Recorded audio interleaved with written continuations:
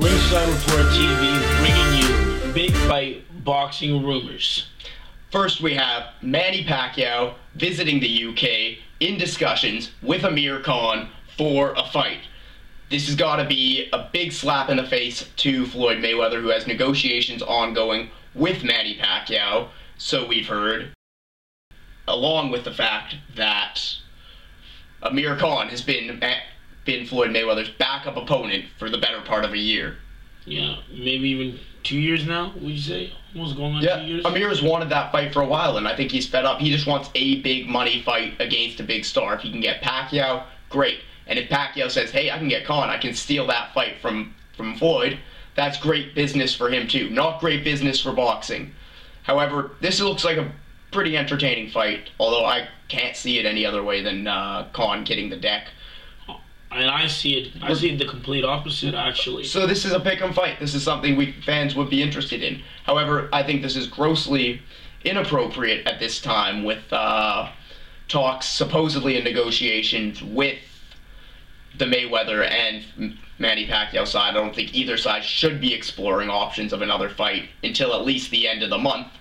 I'd say that's a fair deadline, which has already been stated. Yeah. But it's also very hard to make this fight with Bob Arum constantly trying to expose what his thought of the truth is to the public in negotiations, when this should really be a closed-door, sensitive negotiations for this type of fight. Especially with the fighters that we have here, they have very big egos, so you kind of, with these type of fighters, you gotta kind of massage their egos, both from Pacquiao and Mayweather's side, so it's best to not say anything. But what can be seen as a very big positive on this, with Bob Arum's rhetoric being spewed here, there, and everywhere, is Showtime Stephen Espinoza has reported to BoxingScene.com that most of all the jargon that Arum has been saying is kind of a load, which definitely makes me feel a lot happier in the sense that I would say that negotiations, hopefully, really hopefully, because we've been wanting this fight for 6-7 years, are still ongoing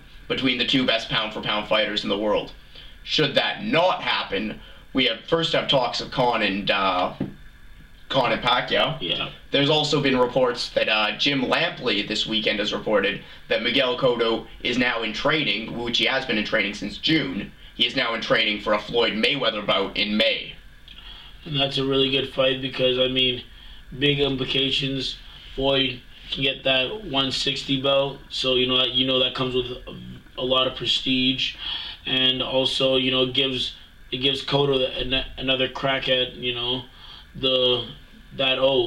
the Holy Grail. Exactly, the Da Vinci Code, if you may call it. Honestly, I see that if 2015 goes, that these two fights take place, and then in September we see the fight we want to see, I think all boxing fans are left happy, because the main thing they were looking at in this year is that in May, Pacquiao and Mayweather had no one left, because we were looking at Mayweather and Amir Khan.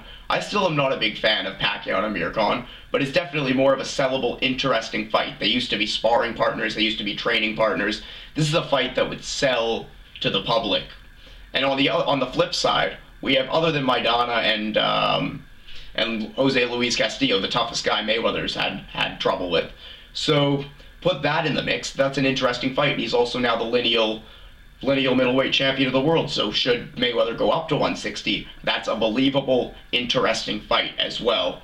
If they follow that up afterwards with the super fight everyone wants to see, I'm a happy man. This was Ringside Report TV.